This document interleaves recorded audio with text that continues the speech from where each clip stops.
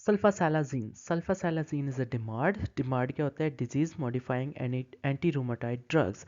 ये ऐसी ड्रग्स होती है जो हम रूमाटाइड आर्थराइटिस में देते हैं, और ये ड्रग्स ना सिर्फ डिजीज़ को रोकती हैं बल्कि कुछ केसेस में इवन के ये रिवर्स भी करवा सकती हैं। सो सल्फासालाजीन इज़ वन ऑफ द डिमार्ड्स।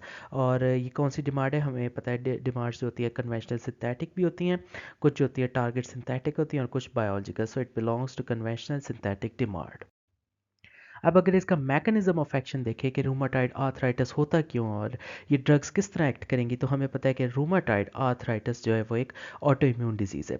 और जितनी भी ऑटो इम्यून डिजीज़ होती हैं उनमें होता क्या है कि बॉडी की एंटीजन ही यूज़ करके बॉडी के अगेंस्ट ही, अपनी बॉडी के अगेंस्ट ही इन्फ्लेमेशन जो है वो स्टार्ट हो जाती है, डिस्ट्रक्शन स्टार्ट होती है। तो इसमें सबसे पहले क्या होता है कि CD4 हेल्पर जो टी सेल्स होते हैं, वो क्या करते हैं? एलर्जन या एंटीजन जो कि हमारी अपनी बॉडी होती है उसको पिक करते हैं। एंटीजन के बाद वो डिफरेंट इंटरल्यूकिन और साइटोकाइंस जो है रिलीज करते हैं, मोर स्पेसिफिकली इंटरल्यूकिन 2। उसकी वजह से क्या होता है कि TH0 सबसेट जो होता है वो एक्टिवेट हो जाता है। तो ये जो TH0 सबसेट था, ये जब एक्टिवेट और मैच्योर होता है तो उसकी वजह से क्या होता है?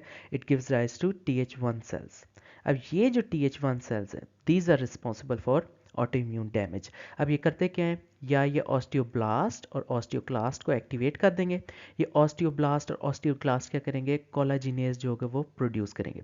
कोलाजिनेज एंजाइम क्या कराएगा? It will cause bone destruction. या फिर ये TH1 सबसेट क्या कर सकता है? इंटरल्यूकिन 2 बना सकता है, और इसके अलावा ल्यूकोट्राइन। अब इंटरल्यूकिन 2 और ल्यूकोट्राइन क्या करेंगे? इन्फ्लेमेशन कैरी आउट करेंगे और ऑटो इम्यून डैमेज होगी। या फिर ये TH1 सबसेट क्या कर सकता है? जितने भी मैक्रोफेजेस हैं उनको एक्टिवेट कर सकता है। अब जब कोई मैक्रोफेज होगा, एक्टिवेट होगा, तो वो क्या करेगा? इंटरल्यूकिन 1 प्रोड्यूस करेगा, और इंटरल्यूकिन 1 के साथ TNF अल्फा प्रोड्यूस करेगा। तो इंटरल्यूकिन 1 क्या करेगा? अगेन ऑस्टियोब्लास्ट और ऑस्टियोक्लास्ट को एक्टिवेट करेगा। ऑस्टियोब्लास्ट ऑस्टियोक्लास्ट क्या करेंगे? कोलाजिनेज एंजाइम प्रोड्यूस करेंगे, और देन बोन्स की जितनी होगी वो डिस्ट्रक्शन होगी। और जो TNF अल्फा है ये क्या करेगा? आसपास जितने इन्फ्लेमेटरी सेल्स हैं उनको बुलाएगा, एग्रीगेट करेगा।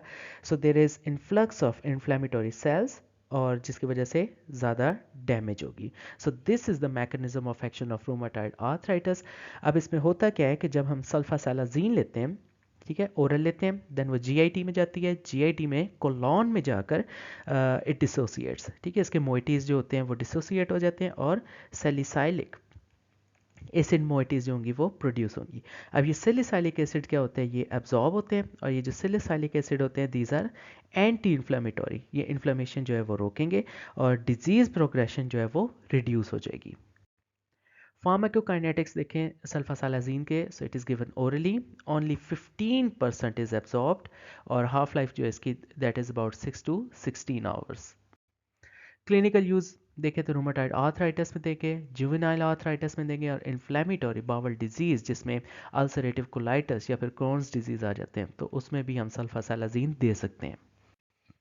Toxicity side effects: nausea, vomiting, headache, rashes. उसके अलावा bone marrow dyscrasias, liver dysfunction हो जाएगा, और patient discontinue due to its side effects. इतने ज़्यादा अजियतनाक साइड इफेक्ट्स होते हैं कि पेशेंट ही डिसकंटिन्यू कर जाते हैं खुद ब खुद।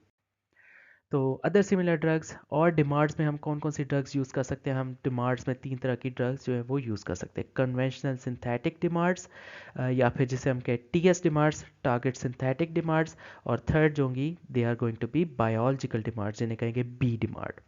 तो अगर CS डिमार्ड्स देखें कन्वेंशनल सिंथेटिक, तो उसमें मीथोट्रेक्सेट आएगा, ये एंटीफोलेट है, साइटोटॉक्सिक है।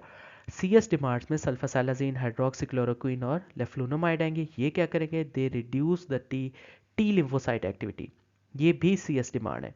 CS डिमांड में अदर्स में आ जाएंगे माइकोफेनोलेट, मोफेटिल और साइक्लोस्पोरिन। देन CS डिमांड्स में कुछ आएंगी गोल्ड कंपाउंड्स, जिसमें आएगा ओरानोफिन। ये तो थी सारी CS डिमांड्स, जिन्हें कहें conventional synthetic demands. Second type demands की हो सकती है, they are going to be TS demands, जिन्हें हम कहेंगे टारगेट सिंथेटिक डिमांड्स। इसमें हमारे पास आएगा baricitinib and tofacitinib, these are TS DMARDs. कुछ होंगी they are going to be B DMARDs, जिन्हें कहेंगे बायोलॉजिकल डिमांड्स। उसमें आएगा abatacept, which reduces the T lymphocyte activity. सो ये टी लिम्फोसाइट की एक्टिविटी रिड्यूस करेगा। उसके अलावा रिटुक्सिमैब और belimumab they reduce the B lymphocyte activity, और ये सारे जो होंगे ये बी डिमार्ड्स है, बायोलॉजिकल डिमार्ड्स। उसके अलावा इन्फ्लिक्सिमाब, एडेलीम्यूमाब, एटानासेप्ट, गोलीम्यूमाब और सर्टोलिजुमाब, ये सारे क्या करेंगे, these are anti T N F alpha. ठीक है, ये टी एन एफ अल्फ़ा के अगेंस्ट काम करेंगे। उसमें कुछ बी डिमार्ड्स में और आएंगे, एनाकिनरा आएगा, राइनोलासेप्ट और कैनाकाइनिनुमाब आएंगे। ये क्या करेंगे, दीज आर एंटी इंटरल्यूकिन 1। और देन फाइनली दो और डिमार्ड्स हैं, वो भी बायोलॉजिकल डिमार्ड्स हैं। उसमें आएंगी हमारे पास टोसिलिजुमाब और सैरेल्यूमाब। ये क्या है, दीज आर एंटी इंटरल्यूकिन 6 डिमार्ड्स।